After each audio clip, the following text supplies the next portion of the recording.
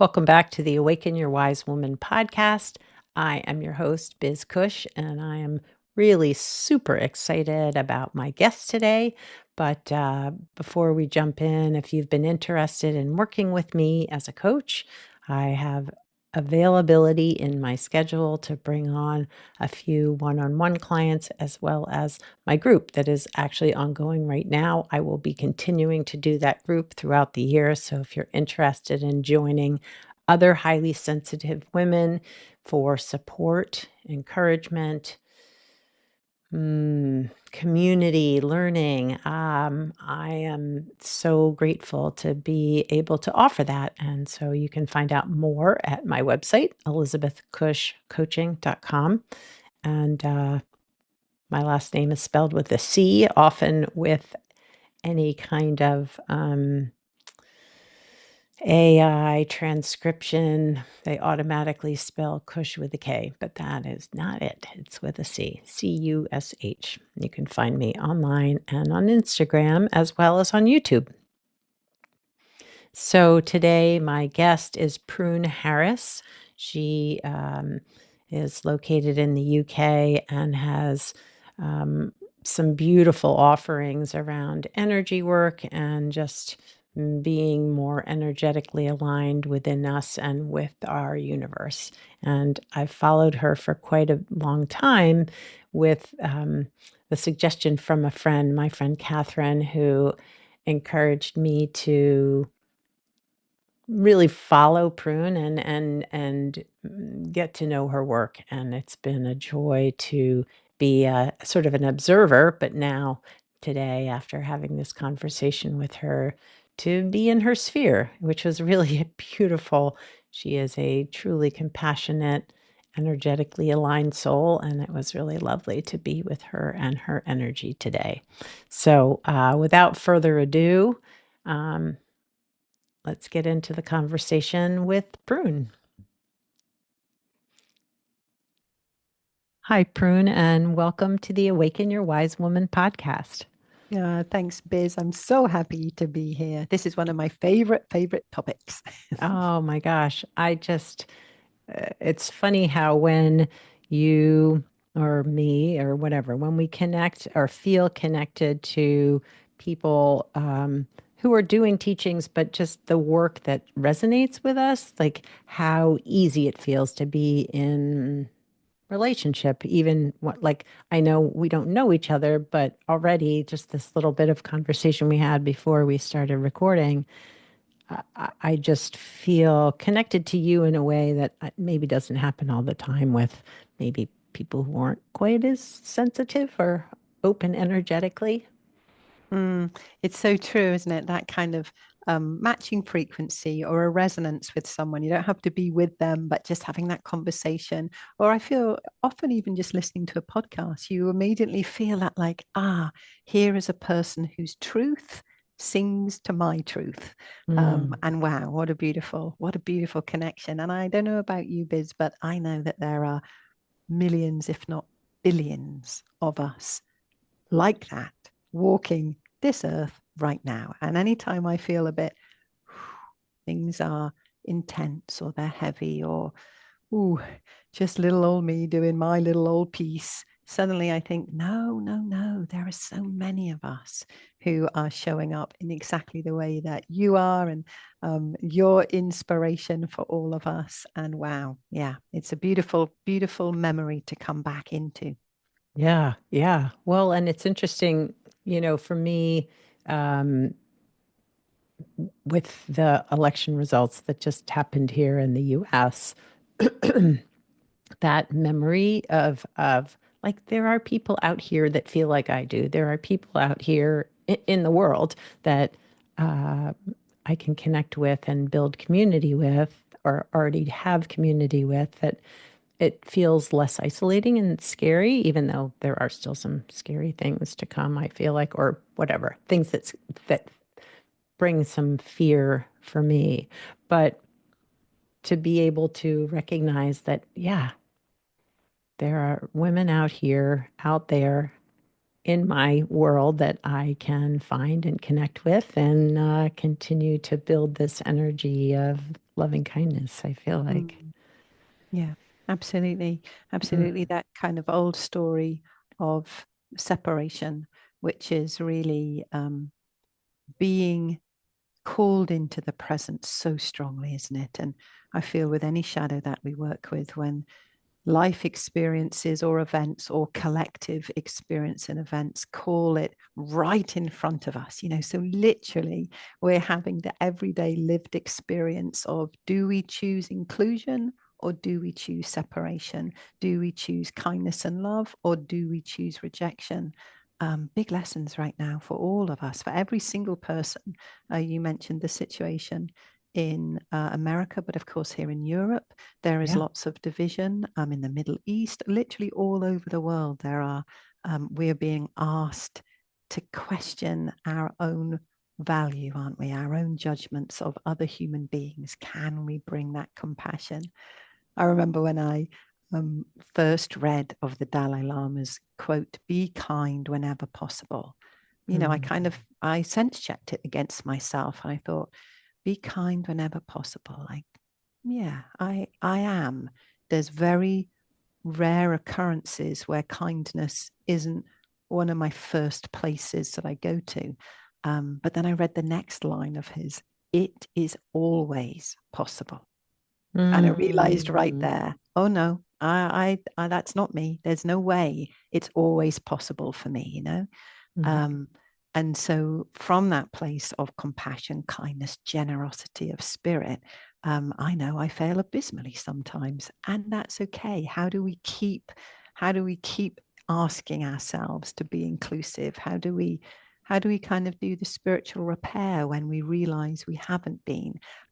As an example for that, sometimes when I'm in the car, I get frustrated. And as I'm driving and I found I've just, had a bad thought or I've sworn at someone, not to their face, of course, but in my safe, protected environment in the car, I feel frustrated. And as soon as I catch myself, I try and laugh at myself, realize, oh my goodness, like I'm taking myself very seriously here, feeling that I can pass judgment on somebody else, and bring that humor in. But also, I always say out loud, oh, sorry. And that's a sorry to the person that I've just thought badly of.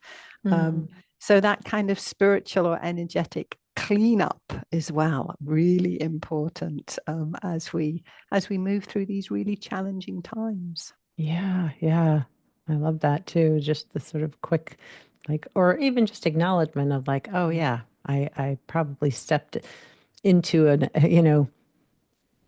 very angry or, yeah, disrupted place versus like, can I just be with this person too? Not necessarily face to face, but like Mhm. send that energy back to be like, all right, that was not my best moment, but I can do better. Um, for listeners who may not know who you are, could you share a little bit about, yeah, yourself, your work, the stuff that you do every day? Yeah, I can. So I was born able to see energy and perceive energy with all of my senses. I actually believe that we're all born able to perceive energy at that level. But as we grow, often our growing experiences don't help us continue to understand, explore, interpret those particular perception places. So, our families or our schooling system, very, very few of you listening right now would have had that fully supported by your parents. And so we learn not to perceive anymore on our conscious levels. Our subconscious is always perceiving energy. But for whatever reason, and there were many reasons, I never unlearned that. So it meant Mm. that I've always been able to see energy, the energy of humans, right down to the cellular. I can look at a body system and see the different parts of your energy anatomy, your aura, your meridians, your heart field, your chakras, your energetic or elemental rhythms, and your amazing energetic core, which is the very kind of the deepest and most essential part of us. But I can also perceive the energy of the fields around us. So energy fields of trees or this table or this computer, animals, And so, one thing that I always understood was the profound interconnectivity of all of life. And I think as I have moved through, I'm in my 50s now, and as I've moved through a career of a private practice in healthcare and then teaching, which is the majority of my work now, helping people understand their energy so that they can transform their life. Um, that's the place that always really that my soul sings itself forward to really communicate and talk about that understanding that when we can understand our energy, we can change, transform, bring into balance those places in our lives that are limiting us for whatever reason. And the reason was always brilliant, eh? The reason was always a very, very wise strategy. But our energy systems can get a little bit stuck, a little bit like it starts running a glitch of that old survival pattern.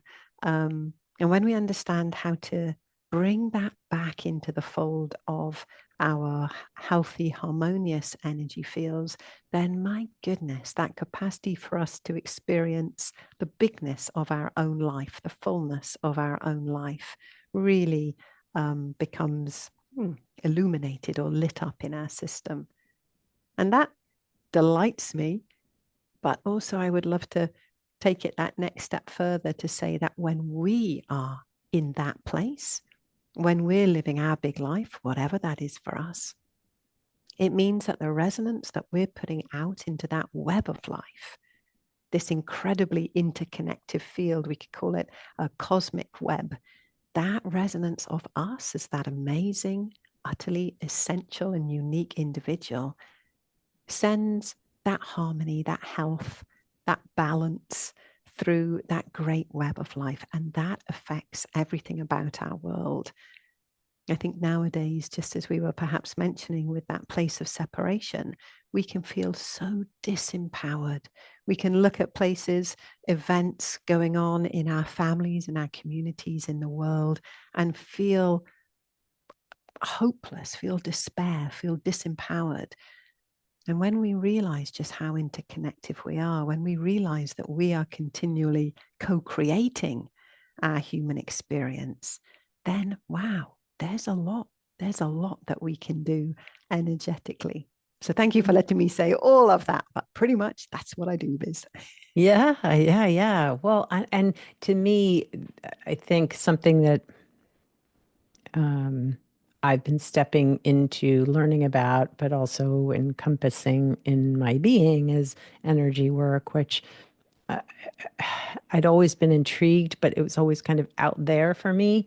And I've been studying Reiki recently, but just really better understanding our chakras and our energy systems, but how it influences, yeah, what we're putting out into the world too.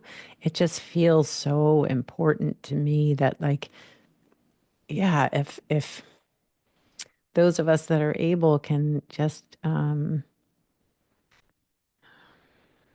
guess that kind, compassionate energy, putting that out into the world for all beings, for our globe, for our universe, for, for our planet, like that just feels really important to me right now. Mm, yeah. And it's not even a ascending, is it? It's a being. It's the place True, that true, if we think of 7 billion people alive right now, and then the many, many, many more billion life forms alive right now, every tree, every plant, every animal, if we think about that as a collective whole, then the tree, it doesn't intend to send anything out. It true. simply is that place of essential balance. It Mm, knows to take its essential part in this kind of story of our cosmos. And I think humans, we get so wrapped up in so many other thoughts, most of which are outside that concept of, hey, how am I showing up in the world right now? What vibration am I putting out? Am I being the change that I would wish to see? I mean, a cliched question, but when we understand our energy, we can do that so much more simply. I think is the right word there. Our human energy system is the foundation of all of our health, our physical health, our emotional health, and that sacred or connective health as well. So when we understand how to just help it in its bigness, then we're bringing big effect through our whole body system every minute of every day. Yeah, love that. I was thinking that, like, as you were sharing, just knowing that you have been able to see energy from a very young age. I think for a lot of women, but men too, but a lot of people who are highly sensitive, right? Who are so attuned to the energies of others, the people, emotions, our natural world, everything, right?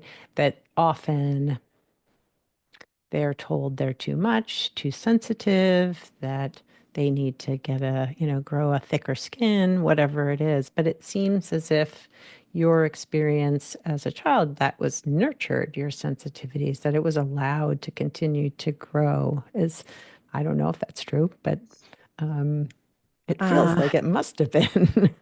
that is a that's a beautiful and strange spiraling in my awareness as you're talking. Um, I think one of the greatest blessings of my life is I grew up in a family where I was deeply loved, yeah, and also a very non-judgmental family. I'm from a big farming family, seven of us in the family, um, and I was I was loved. I was the last. I was much, much younger than my brothers and sisters. So it meant that, you know, some people might perceive that I was fairly neglected. But essentially, as long as I was breathing, eating, cracking little jokes now and again, I was left to do my own thing. We had land, animals, I had horses, there were cows. So I was Mm. incredibly connected into that sense of belonging. Yeah. And that sense of belonging held me very, very safe. I could also easily communicate with the dead. They were always accompanying me. I was one of twins, and my sister died at birth. And so I always had part of and as a twin, I never have lost that connection with her. So Yeah. I always had ongoing communications with her. And it was perfectly normal for me to perceive the land of the dead as fully as the land of the living. Mm. And then having hours alone every day or hours with my animals and my sister. I Mm. think I I grew up very extraordinarily in that respect. I also lived on one of the most powerful ley lines here in Britain, in fact, in Europe. Our house literally sat on this immense energy channel, which was always throbbing and running and pulsing with information and energy. So, yes, I think probably Mm. a fairly exceptional life. But, for me, that sensitivity, I was very comfortable in many, many ways, but the sensitivity showed up in my body system not being able to house the vibrations. Essentially, it was being asked to house. So I spent a lot of time in illness. When I was Mm. 16, I became ill with chronic fatigue and didn't get out of bed for 2 years. And Wow. really, as far as that, um, I'm trained shamanically, and shamanically, we would definitely perceive that to be the time of great initiation. I came out of those 2 years, one, beginning to understand my energy and to understand that I could work with it in ways that deeply affected it, which was a new understanding because I think up until then, as a child, up until 16, I kind of took for granted everything that I saw. I didn't know what other people didn't see like that. It was just very normal for me. Mhm. Um, and in that time of illness, I had to, from that place of real total despair, um, couldn't even get out of my bed, very, very ill, having gone from being super lively, bright. I competed at national levels in various sports, to go from that, very competent in every way, to being an absolute shell of myself, and having to navigate at that young age through that time. um, that was where I was in many, many ways repatterned towards that place of sensitivity and how to Mm. find the resilience within an incredibly sensitive system. And I certainly had to have kind of lessons along the way in that. It seems like my beautiful guides and helpers, every time I need the next level of initiation or the next level of awareness, then that's how it shows up for me. So I was very ill with COVID. I was hospitalized for 2 weeks with Oh my COVID. gosh. Yeah, Wow. very much. On that brink of life and death. And again, an absolutely exquisite and beautiful experience, which brought me into a whole different relationship with the cosmos as a loving entity. Mm. But anyway, that is some of Mm. the ways that my sensitivity has shown up. But I think much like yourself, Biz, with this podcast and what you've been so encouraging people to understand is that what I see, and I do a lot of work with empaths and people who would define themselves as high sensitives. What I Yeah. see is that there has been in the past a really big push for shielding, protection, really having this kind of really fear-based approach to how we hold our energy systems together. And Yeah. what I can honestly say is I've never seen that work, not once.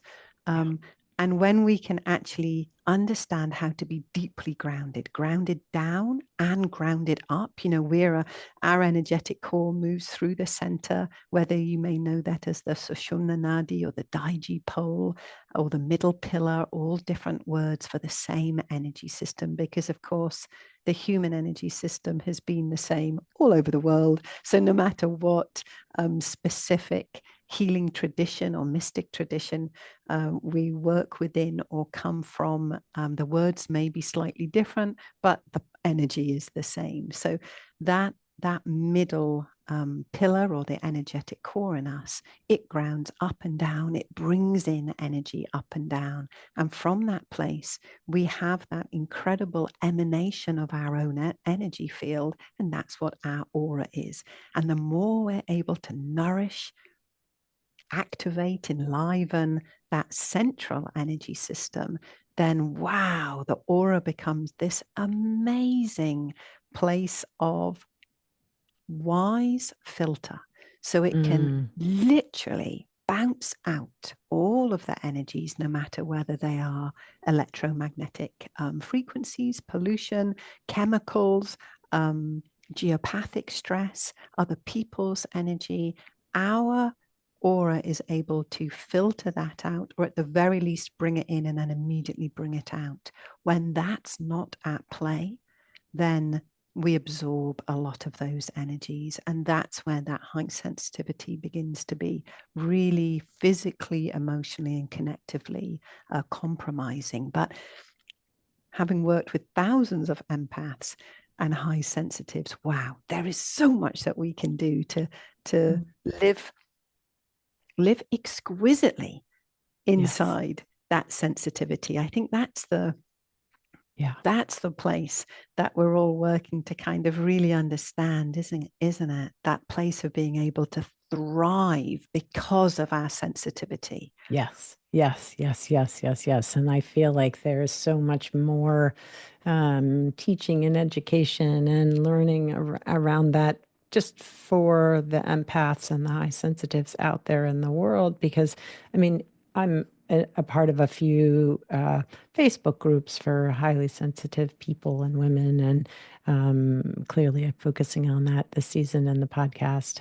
And often there I sense and feel so much despair that's being shared about it, the sensitivities being a burden, never being fully understood, feeling diminished or um, um, even not the right word coming up for me, but just feeling as if they're being seen as a burden in their relationships, right? Yeah. And it just breaks my heart because I want to be like, well, you're hanging around the wrong people for one, but two, like when we can nurture ourselves and take care of our energies so that we can flourish. And let that exquisite energy shine. Like it's just such a, it's so needed in the world, I Mhm. think. Yeah.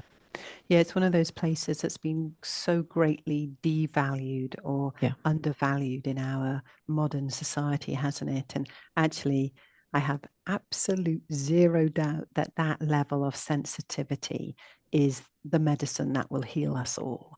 That capacity to be able to see, sense, feel, know our own experience and the experiences of those around us so that we can actually begin to hold the capacity to meet that amazing energy that's between us all and that we are co-creating and involved in that ever dynamic dance. You know, we Mhm. can't operate in the mindset of that old paradigm of survival of the fittest. You know, it's not true. It's not mimicked in nature in any way. It was an amazingly wise theory for a time when humans needed to dominate other humans and the world. It was a theory that fitted in perfectly to that particular time in our evolution for hugely damaging results. But it was a perfect theory at that point. And my goodness, the fact that we're still at all holding on to it as a paradigm suggests that we are really ready for a very big change. And for so many of us, I mean, I'm sure you've experienced it, Biz, and I know many, many, many of our listeners will have done as well. That place of maybe when you were growing up or when you were first in your 20s, you were a little bit exceptional in your sensitivity. And then in your 30s, there began to be a few more. And now you know so many people who are sensitive. I really feel that as human consciousness is evolving, we're remembering our sensitivity. Mhm. Um, there is a greater urge, that morphogenic field, that collective field is expanding. So even people that maybe 5 years ago wouldn't have considered themselves sensitive are now becoming to be much more aware that, oh, I am, because sensitivity is our natural way of being. So we're Mm. remembering that and we're kind of Mm. filling out into that potential. But yeah, feels like there's still the need to support that transition for so many of us. Yeah, yeah, yeah. Well, I was intrigued by just thinking about sort of the more the longer term, sort of deeper work that you do in terms of teaching and supporting and like thinking about what is needed for the future. But I was reading this morning before we met your blog post about the December energies and what you had, I don't know if predicted is the right word, what you saw when it was December, leading into this coming year, right? Like Mm, what you were seeing for the energies of the year to come. yeah. And it just felt so resonant and true. And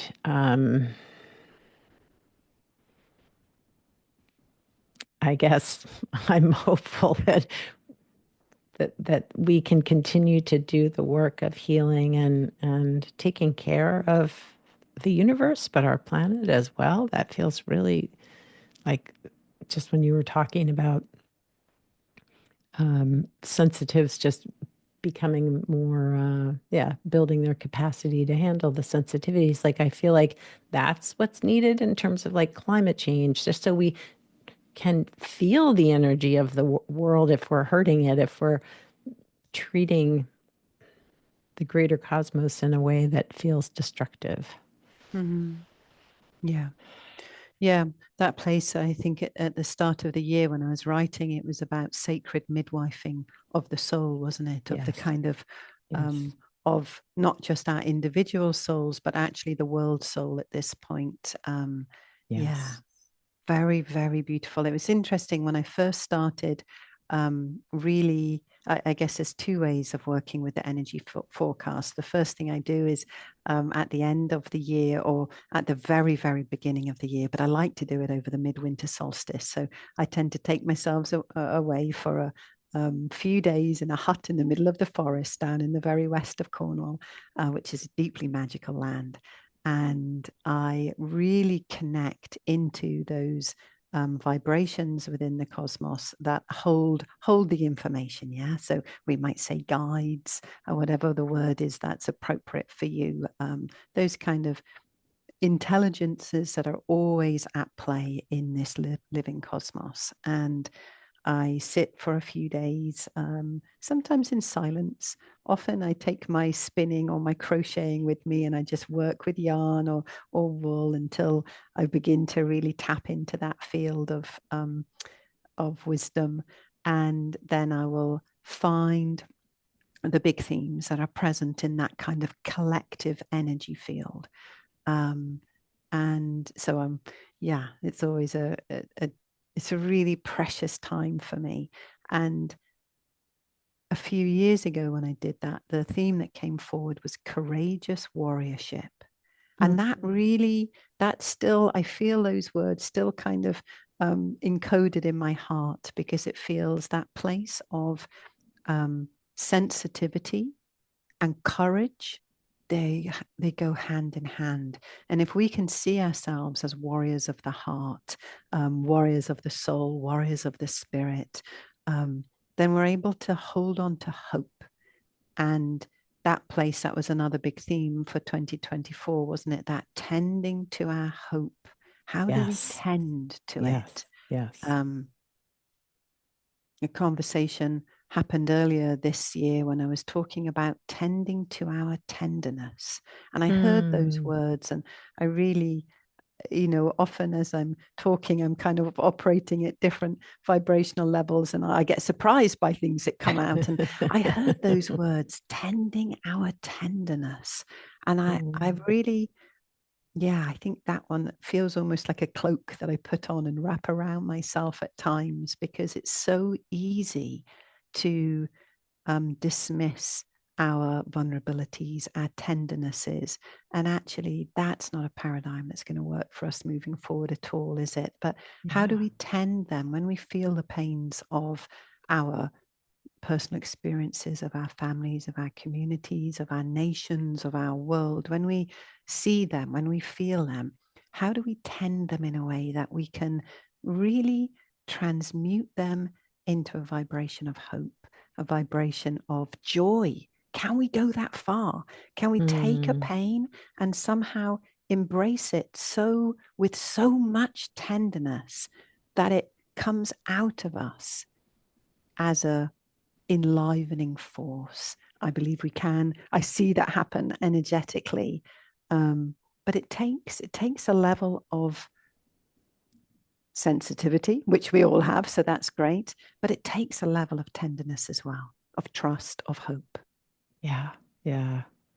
And for you, what has supported you in, I mean, the periods of time where obviously, your health and it feels like there were dire times where it might have felt harder to find hope or tenderness towards Mm. your body, yourself, your what you were going through. But what practices have supported you in this journey of your life? Well, I think the simple answer is many, that there have been many. I would say my faith has been the biggest one.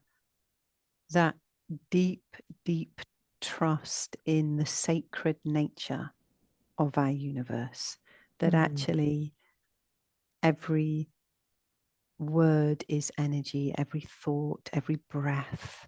And it's all part of this amazing, we could say, a big cosmic soup. Or often I think of that kind of magical cauldron that's brewing the ingredients of something truly, truly magical, that elixir of life. And Mm. so I think even in the deepest times, um, the times in my earlier life when I was very poorly, really even uncertain about being here.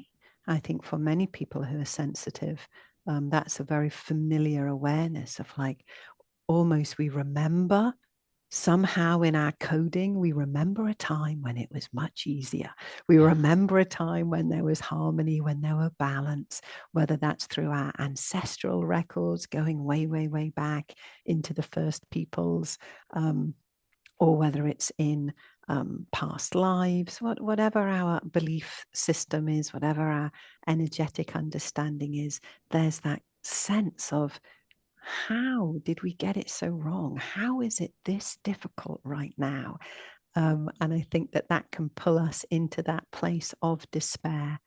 Um, but it feels ever since I came in, and I think especially working so closely with the land of the dead as well, that I do have a big belief in that incredible sacred divinity within our world. And I think that's a very key anchor and inspirer for me. And then time and space. I love having time in nature. I still live on a little farm here in Cornwall. There's a reason I don't live in a big city. I need to be able to chat with the trees, sit by the Mm. waters. That's very, very key. And then also a lot of my own practices. I trained for many years and was a faculty for Donna Eden and her pioneering work in energy medicine, really beautiful way of working with the energy system. So I practice that a lot. I can see my own energy system as well. So I'll notice if something is moving out of balance and, you know, simple practices, hands on the heart or tracing a meridian or helping one chakra come into balance with another chakra, something that might take 1 minute, 2 minutes, 3 minutes.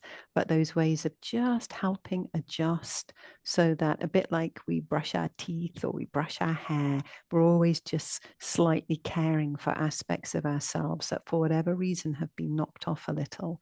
So I think those are key. Nowadays, I have a morning practice. Once I wake up, I tend to do some sacred work and then I come downstairs and my dogs greet me as if I'm the most important being in the world, It's which the is always best. that's Yeah. yeah, that's a practice in itself, just receiving that much love, isn't it? Um, and then I light a candle. I have a little altar in my kitchen and I light a candle and I say my prayers for the day and my blessings and my gratitude. And that holds me really joyfully fast. Yeah. Mm, I love that. I just I think that the remembering of the joyfulness is so important. You know, it's easy to get lost in the sadness or the despair. Yeah. Yeah, that's a really interesting word, Biz, isn't it? That place of lost. I really, really hear that. Um, it is easy to get lost, and once we're lost, we're lost. And so having something that just helps us find us, Yeah. helps us come home to ourselves. Um, yeah. So, and whatever that is, a hug with a loved one, watching the sunrise, that brilliant museum or that funny film, like it doesn't matter what it is, but for us to know, ah, I'm slightly, I've, I've, I've gone away from myself. I'm no longer holding that big radiance. Mm. What do I need to do? Oh, and then we can. I know myself be like, I don't know. I'm too tired to even think about that. Or yeah, I'm a menopausal woman, so like, wow, my hormones are really thick today. I can't even think. And then thinking, no, I've got. There's a lot I can do right now. Okay, I'm going to go for a quick walk and just get things moving. And then what could I do? Ah, I'm going to listen to that meditation, or I'm going to just give myself a heart hug. And okay, so recognizing we have choice in every moment. Literally, we have choice in every moment. We have choice of how we are, how we feel, how we can be in that moment. And I think that is deeply inspiring. Hmm. Mm. I love that. Um, what would you When thinking about your gifts, your sensitive gifts, your energetic gifts, what um, what do you love most about those? I love that I get to see just how utterly astonishing every human being is.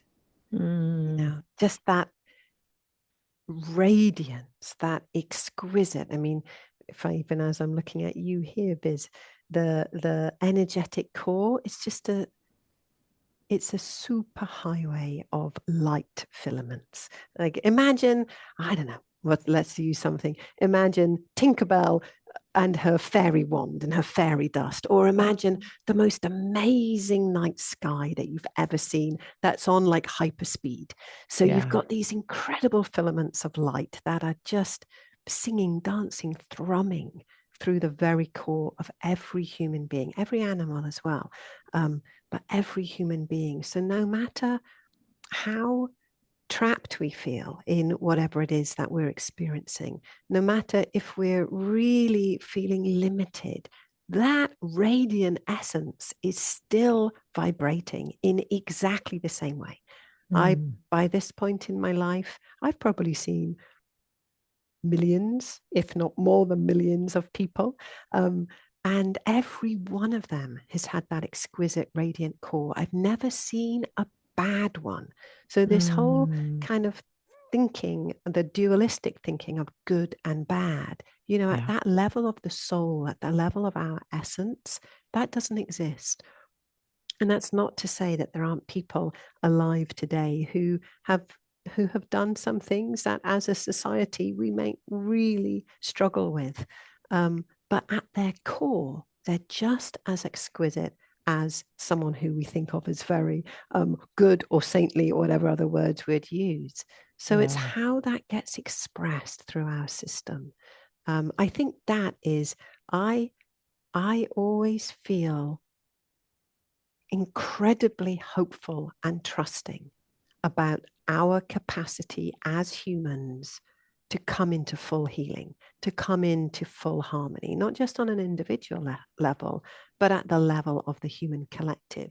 Because essentially, how can we hold that amazing cosmic and personal coding and not get it right in the end?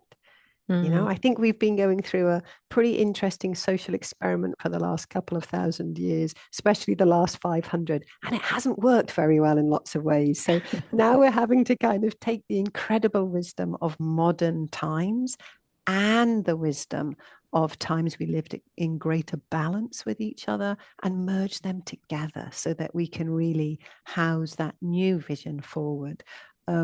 But I think that's one of it. And also, another deep appreciation for the gifts of my life is just some of the amazing people I've had the capacity to work with, to meet, yeah, to kind of be in that dance of life with.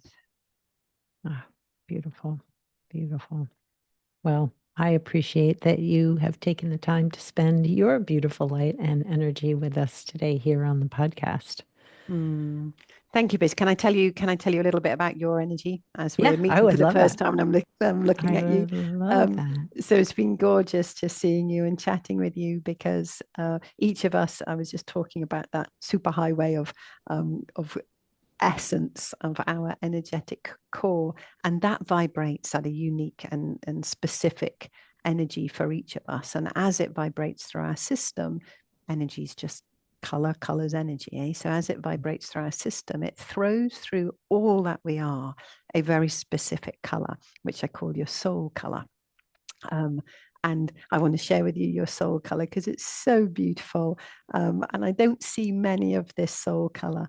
Mm, And that soul color with you is the most gorgeous rose pink. wow. It's so beautiful. And it gives the rose pink soul colors if we talk generally about that rose pink vibration, it's one of incredible compassion and gentleness. And it's just singing off your soul, it's thrumming through all you are. What a gift you are to all of us and the work that you're bringing forward.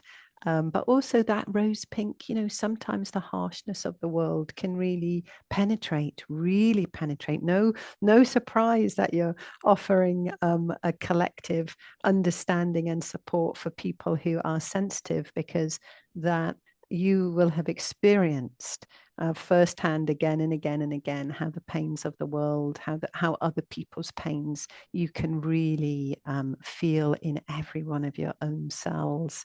So it's both that empowers your huge capacity for compassion. Mm. Yeah, just such an exquisite color. And sometimes with our soul colors, but having that vibration around us is really good, and sometimes not great. But for the rose pinks, just I hope that you've got China tea sets that are that color and that your bedding is that color, because it Yeah. will always just kind of wrap you up and give you that great big hug. Oh, that's so sweet. I have sheets that are that color. And I used to have quite a bit of clothing that color, but as clothes get old and discarded, I'll have to go in search of it. It's not that easy to No, find, no, it's but not. but The lilacs, the periwinkles, the violets, yes. all of those would be beautiful as well, because your pink will actually absorb some strength from that. Mm. Um, so yeah, what a joy. Thank you, Biz, for shining that rose pink vibration into our world. It's such a needed one right now. Oh, well, and thank you for sharing that with me. I don't know if you look at my website, it's all rose pink. So for my coaching business, Amazing. so there you go. Well, thank you again for taking time to be on the podcast with me here and with the listeners. And I look forward to, continuing to follow you. But if their listeners wanted to know, yeah, how to find you, how do they do that? Well, my website, pruneharris.com. And also, I've got hundreds and hundreds of videos of practices on YouTube and Instagram. All Prune Harris is the name of those. So, very easy. And yeah, I'm excited to continue to share understandings about energy anatomy. So, I hope that that can empower you. Yeah, thank you. And I will share all of that information in the show notes, and so people can find it there. All right. Fabulous. All right. Thanks again. Thanks so much, Biz. It just fills me up energetically when I'm in conversation and community with other like minded women who are energetically aligned, but also energetically sensitive and compassionate. And today was no exception. I'm Prune. I could just feel her compassionate, caring, curious energy with me today. And um, one of the things that she mentions towards the end, as we're winding up our conversation, that it feels really, really important to continue to nourish, to um, bring forward the energy of hope. I feel like in a lot of my client work over the last month or so, there has been a sense of not hopelessness, but this frustration of like, how could we be in this place right now with the energies that feel so disaligned with us? And I just want to offer that there's hope. I just want us to be in the energy of hope that things can change, that life can be fulfilling. And even if there are those in the world that aren't as aligned in the same way as we are, we can, if we can take care of our energies, our personal energies with compassion and care and loving kindness, that emanates out into the world. I feel like maybe I say this too often, but I do believe, and as Prune shared in our conversation, that energetically we're all connected. The people, the the plants, the animals, the world. And so to allow ourselves to have hope that our energy is aligning in this beautiful cosmic way, just, I don't know, it brings me hope. It brings me a sense of peace. And I don't know if that resonates with you, but I hope it does. I also found it really amazing that she shared that she saw my energetic color as rose pink, because that is a color that I treasure. And if you've ever been to my website, you'll know that it's all over my website. But I also love lilac and periwinkle, those shades. As a kid, I could there were certain colors that impacted me very deeply, that almost internally could feel the energy of the color, and that pink lilac color, rose pink, really,